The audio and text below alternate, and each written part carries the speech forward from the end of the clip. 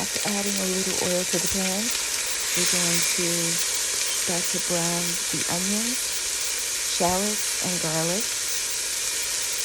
Once you get a nice golden color on it and it starts to be fragrant, you can actually smell it. You're going to move it to one side and start adding your meat. Don't crowd it too much because you want to get some color on it. Once you start to see that it's no longer sticking and you get some color, just kind of move it to the other side of the pan and stir it around with the onions, and then you can add some more.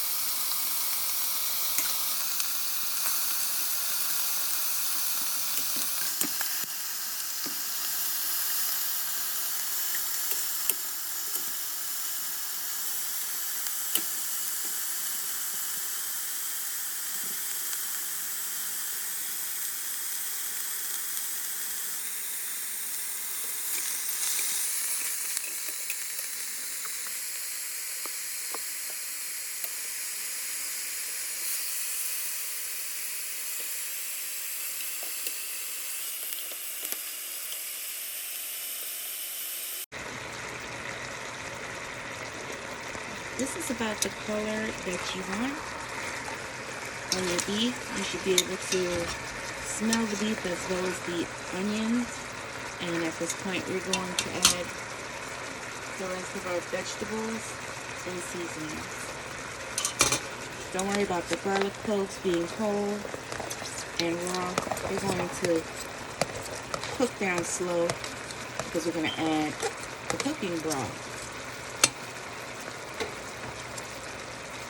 That was the carrots, the garlic, bay leaf, and the 2 bouillon cubes. Here's the allspice, the oregano, white peppercorns, and the whole cloves. I use about 5 cloves and 5 allspice because they're very, very strong, but they add a nice flavor. Some people will add a bit of a cinnamon stick. I think the cinnamon overpowers the taste of the beef, no matter how little I've ever used, so I stopped adding it.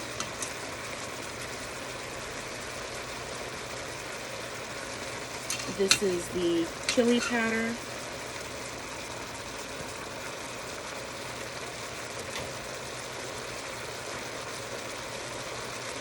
And my cooking stock.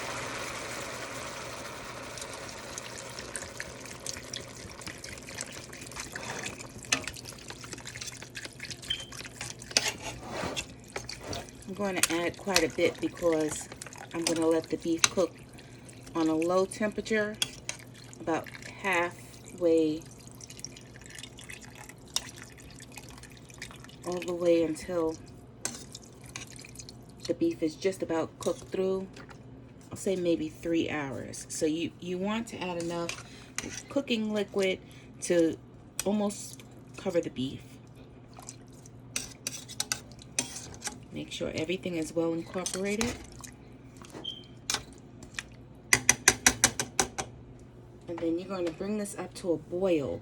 Once it starts to boil, you're going to cover it and let it simmer at half temperature. Not too high, not too low.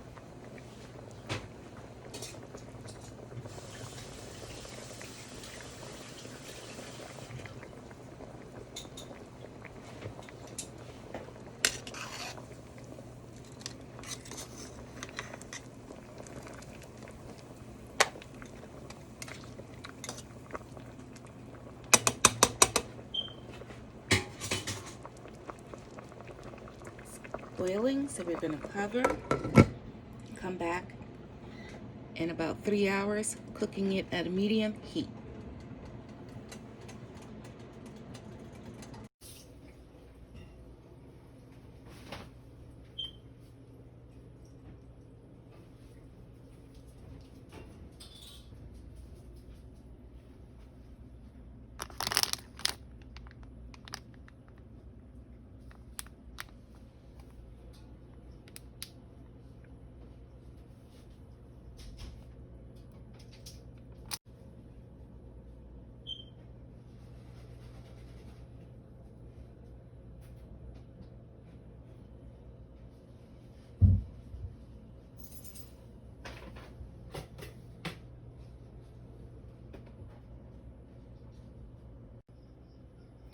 So my ingredients for the chili and tomato sauce is ready. All of the ingredients are ready. I do this in 2 steps, and I find that the flavor is much sweeter. It's a little more intense. It's worth the extra step. So first I prep my peppers. I've taken the stems off and I've taken the seeds out, and I'm going to rehydrate them in boiling water.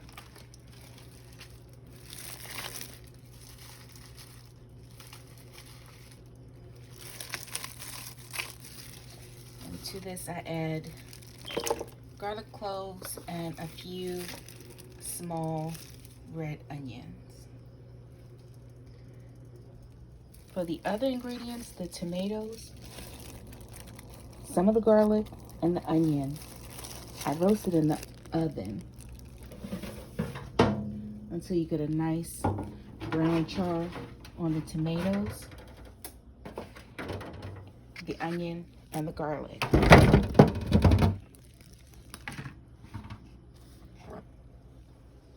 My pan is just lightly coated. And you'll note that I do have the onion and the garlic still in the skin. That's intentional so that it doesn't burn, but it will draw out the sweetness. And the tomatoes have been cut so that the heat will help to extract some of the liquid, and you'll just be left with the nice flesh of the tomato as well as the skins. But the skin as well as the outside of the onion and the garlic is going to be removed because I'm going to strain the entire sauce before I add it to my meat. I'll show you it once it comes out the oven and it's nice all roasted and has a nice brown color on it. Okay, we're back with the roasted vegetables. These are the tomatoes, the onion, nice and tender, the garlic, also nice and tender, and it also going to go straight into the blender with our rehydrated peppers.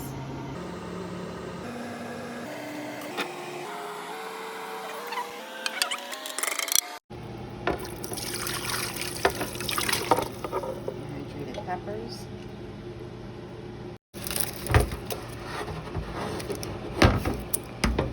Roasted vegetables.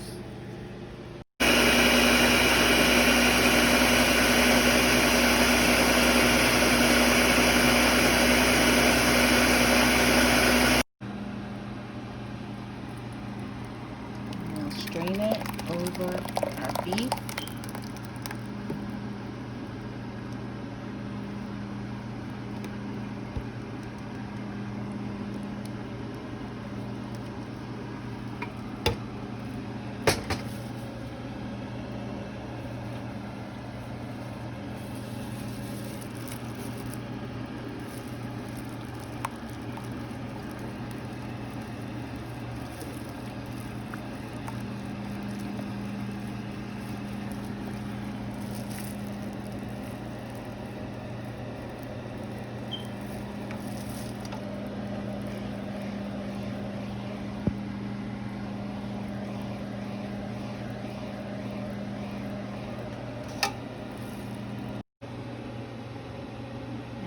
This has been very well strained.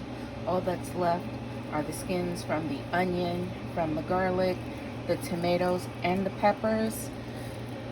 I don't actually throw this away though. At this point, I'll scoop it up in small batches and I'll freeze it.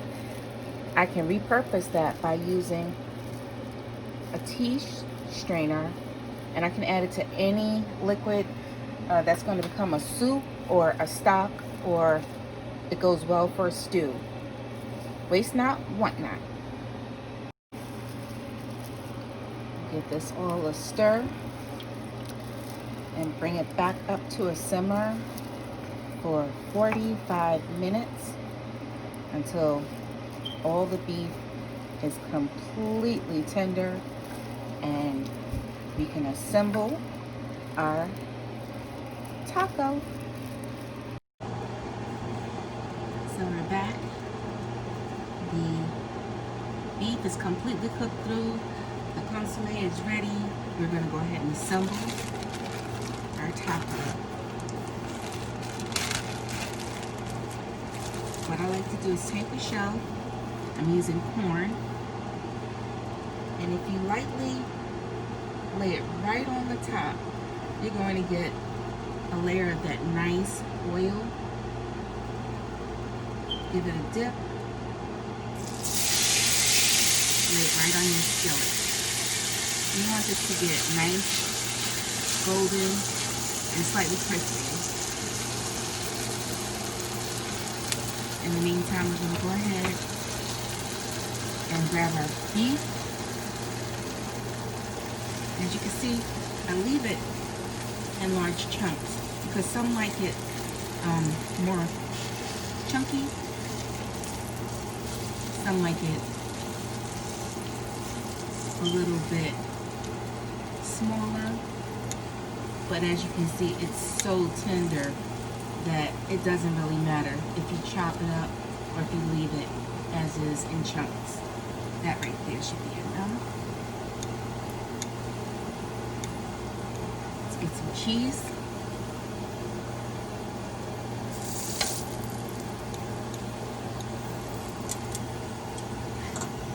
Move it over.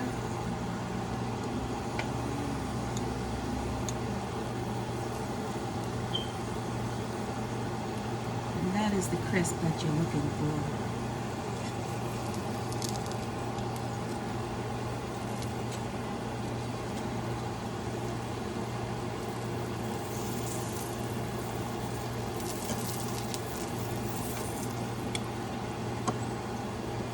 Once you reach the crunchiness that you like personally,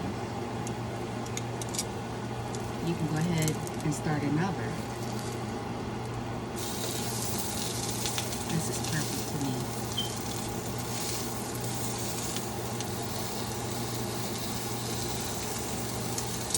I'll plate it up and show you. And this is the final result. Authentic Mexican birria tacos with a beef consomme, cilantro, lime, and a little pickled red onion on the side. I hope you try my recipe. It's absolutely delicious. Enjoy!